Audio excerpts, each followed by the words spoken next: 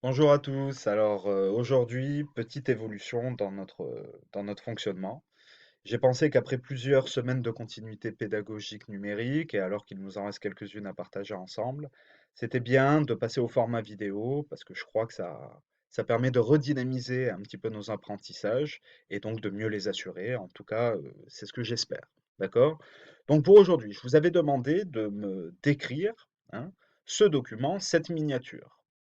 Première chose que vous devez toujours avoir en tête, une description, ce qu'on attend de vous, c'est que vous écriviez, que vous disiez tout ce que vous voyez, absolument tout. Tout a du sens, mais de façon structurée. Alors, quelle structure sur ce document? Bah, vous le voyez, ce document, il est organisé vignette par vignette.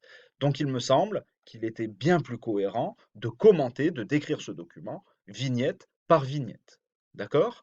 Alors, moi, ce que je vais vous proposer aujourd'hui, je vais essayer de me rapprocher de ce qu'on fait habituellement en classe, c'est-à-dire partir d'un document moteur, central, à partir duquel, avec d'autres documents plus illustratifs, ben, on va essayer d'approfondir le contenu du cours. Je vous rappelle qu'il s'agit pour nous, là, de travailler sur le mode de vie des seigneurs au Moyen Âge.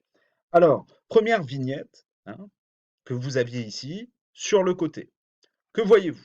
On voit un seigneur et sa dame qui sont donc dans une loggia d'un donjon. Bon, ce donjon, ça renvoie clairement au château fort, d'accord? Les châteaux forts qui sont les bâtiments emblématiques du Moyen Âge. Lorsqu'on parle du Moyen Âge, évidemment, très rapidement, on pense au château fort. Alors là, je vous en ai proposé un. J'aurais pu en choisir un millier d'autres, d'accord? Parce que des châteaux forts, au Moyen Âge, on estime qu'il y en a un tous les 3 ou 4 kilomètres. Vous voyez, ça ferait un total d'à peu près 30 000.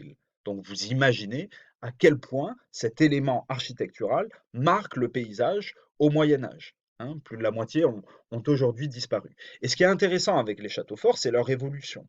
D'accord? Au Xe siècle, il y a souvent une seule tour. Et ici, à Foix, c'était le cas. D'accord? Il n'y avait que cette tour-là qui a subi des modifications depuis. Mais bon, j'ai pas le temps de rentrer dans les détails, vous en doutez bien. Hein. Et au fur et à mesure de l'évolution du temps, ben, ces châteaux forts vont se complexifier, les constructions vont se développer. Vous voyez, 2 siècles plus tard, une deuxième tour est rajoutée, et plus tard encore, une troisième tour est rajoutée. Et ce qui est intéressant avec chacune de ces constructions à fois, pensez aussi, hein, au chemin qui est clairement fortifié, ben, c'est en fait la fonction de chacun de ces éléments. Vous devez bien comprendre qu'un château fort, c'est un lieu multifonctionnel. C'est d'abord un lieu de vie, c'est-à-dire que le seigneur et sa famille, qui est souvent nombreuse, mais aussi ses serviteurs et leur propre famille, qui là aussi est souvent nombreuse, les chevaliers qui sont le plus proches, les paysans parfois même qui lui sont proches, ben, tout ce monde-là habite dans le château fort. Vous voyez? Donc c'est avant tout un lieu de vie. Cette troisième tour, à Foix, elle a été construite notamment pour ça. Vous voyez, le rez-de-chaussée, c'était le lieu de vie de la famille seigneuriale.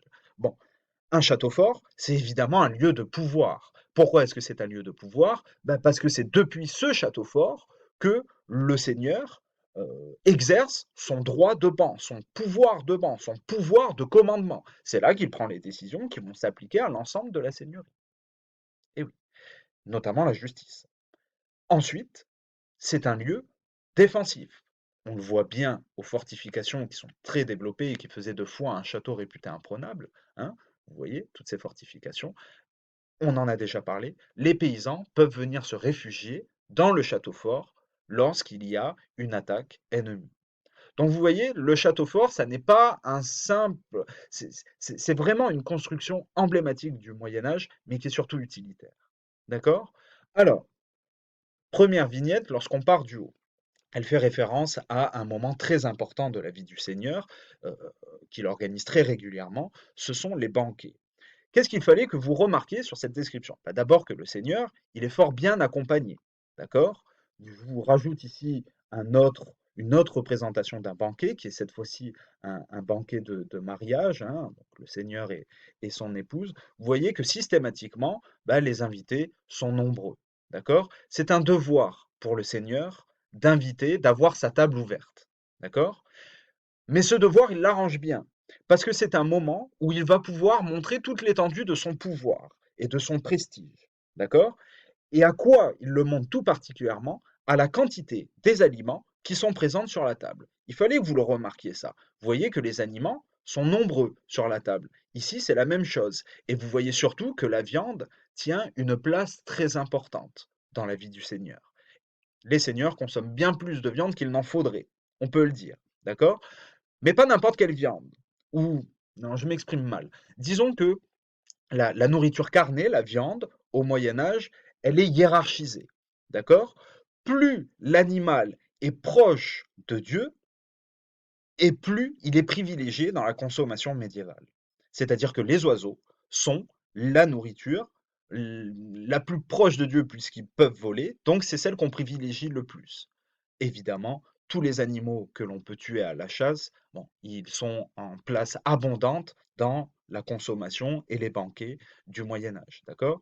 Alors, pour ce qui va être des arbres fruitiers, ça passe encore, puisqu'on va chercher la hauteur, d'accord? Pour ce qui va être des légumes qui poussent sur une tige, comme les choux, ça va encore, mais vous voyez, on descend dans la hiérarchie, on descend dans le classement. Pour tout ce qui est des légumes ou je ne sais quoi d'autre, qui a vraiment, les légumes racines, quoi. Vous voyez, les carottes, les oignons, bon, là, c'est carrément méprisé. On pense que c'est plutôt digne de la nourriture d'un paysan. Vous voyez? Donc c'est intéressant. Évidemment, à la table de notre Seigneur, on peut trouver des épices qui viennent d'Orient et qui sont là, qui montrent à quel point bah, la nourriture peut être raffinée au Moyen Âge. D'accord? La boisson tient une place évidemment importante, vous le voyez, hein, on consomme beaucoup de vin coupé à l'eau. D'accord? Alors, voilà ce qu'on pouvait dire pour le banquet. Hein. Ce qu'il faut que vous compreniez, c'est que la nourriture, il y en a bien plus que ce qu'il n'en faudrait. D'ailleurs, on ne mange pas tout, d'accord? Donc, souvent, les surplus, on les distribue aux serviteurs ou aux pauvres qui vivent aux alentours du château, quoi. D'accord? Donc voilà ce qu'on pouvait dire du banquet. Vignette suivante, qui fait référence au spectacle le plus populaire du Moyen Âge, et qui généralement vous intéresse, hein, ce sont les fameux tournois. Vous voyez, pour un chevalier, participer à un tournoi, c'est vraiment un moment particulièrement important. D'accord? Comment se sont développés les tournois? Les historiens pense que ça s'est produit au milieu du Moyen Âge, d'accord? Ça vient certainement de la guerre, hein, de l'entraînement à la guerre. Vous savez que combattre sur un cheval avec une lance et un bouclier, ça impose une maîtrise technique particulièrement assurée, sûre de soi, d'accord?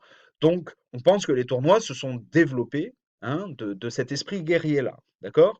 Mais contrairement à ce qu'on pense, souvent, hein, une vision faussement répandue, on ne se bat pas tout le temps au Moyen Âge. Il y a aussi des moments de paix. Et dans ces moments de paix, nos chevaliers, ben, alors que leur mission c'est de combattre, hein, qu'est-ce qu'ils font? Ils ont besoin de se défouler. Ils ont besoin même de se détendre, d'accord? Et c'est là que le tournoi, le succès des tournois au Moyen Âge, bah, s'explique, d'accord? Alors pourquoi est-ce qu'on s'affronte dans des tournois? On s'affronte pour la gloire, le prestige, évidemment. Mais on s'affronte aussi pour laver un affront, une insulte. On s'affronte pour séduire une dame, d'accord?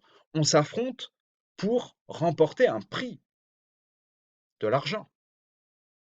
Et ce qui est intéressant avec les tournois, c'est que le plus petit chevalier de rang modeste va pouvoir affronter des seigneurs de rang bien plus élevé, voire même des rois, d'accord? Parce que les rois participent au tournoi. Le tournoi, c'est une façon de montrer sa légitimité, la légitimité de son pouvoir, d'accord?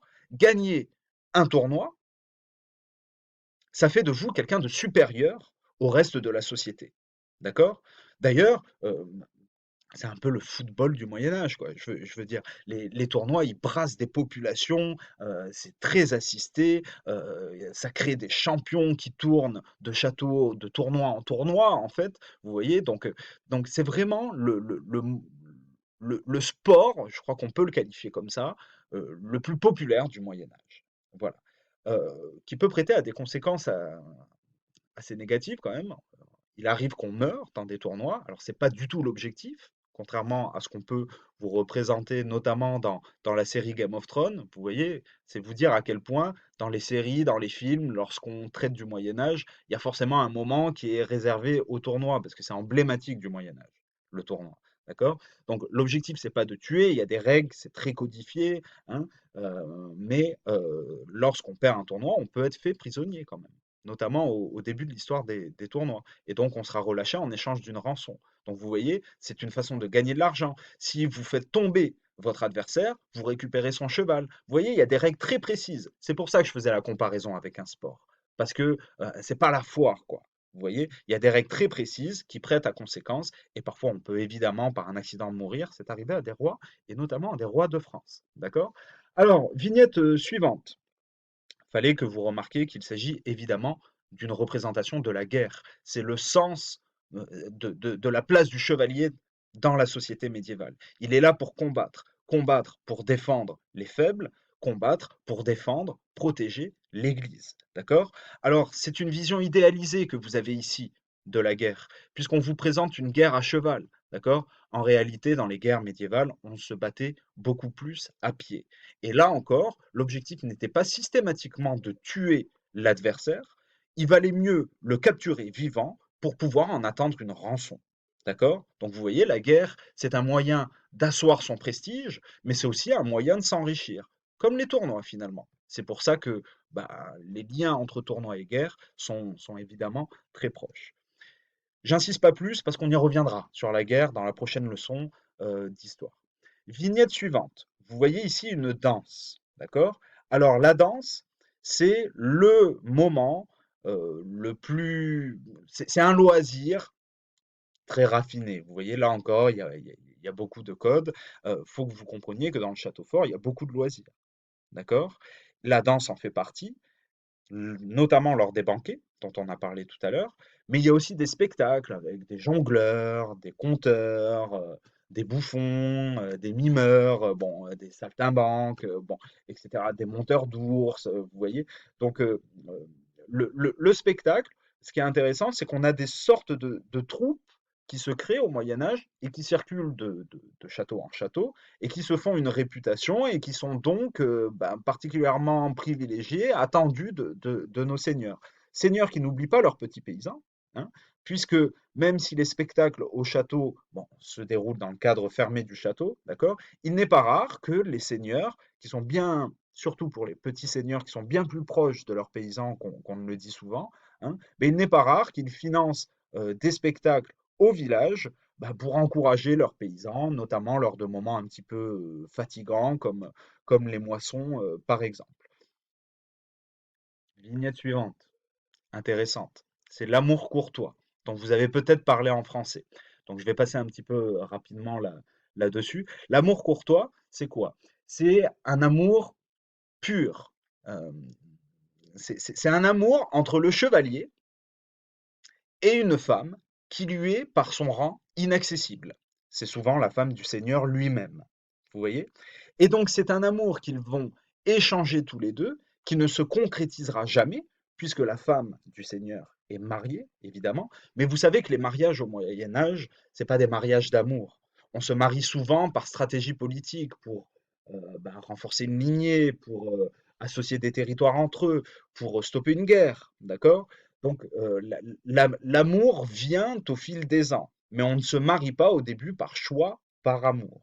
Donc, on considère licite, si vous voulez, tolérable, qu'une femme puisse échanger des sentiments amoureux avec un chevalier de rang bien plus modeste qui, de toute façon, est inaccessible par son rang trop modeste, d'accord?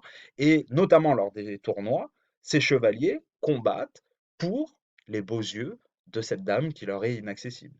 Comprenez bien, c'est un amour très codifié, qui ne sera jamais concrétisé, tout au plus par un baiser, mais à part quelques exceptions que les romans nous expliquent très bien. Mais voilà, c'était intéressant. Et vous voyez, dernière vignette, le Seigneur qui meurt et qui peut compter aller au paradis si durant toute sa vie, il a respecté l'idéal de la vie chevaleresque que l'on vient de décrire ensemble, respecter cet idéal en résistant à la tentation, le diable est présent sur chacune des vignettes pour rappeler au Seigneur bah, que la tentation du mal, elle est toujours présente. Tuer pour le plaisir, s'engouffrer de viande, bon, il doit y résister. Voilà pour cette description.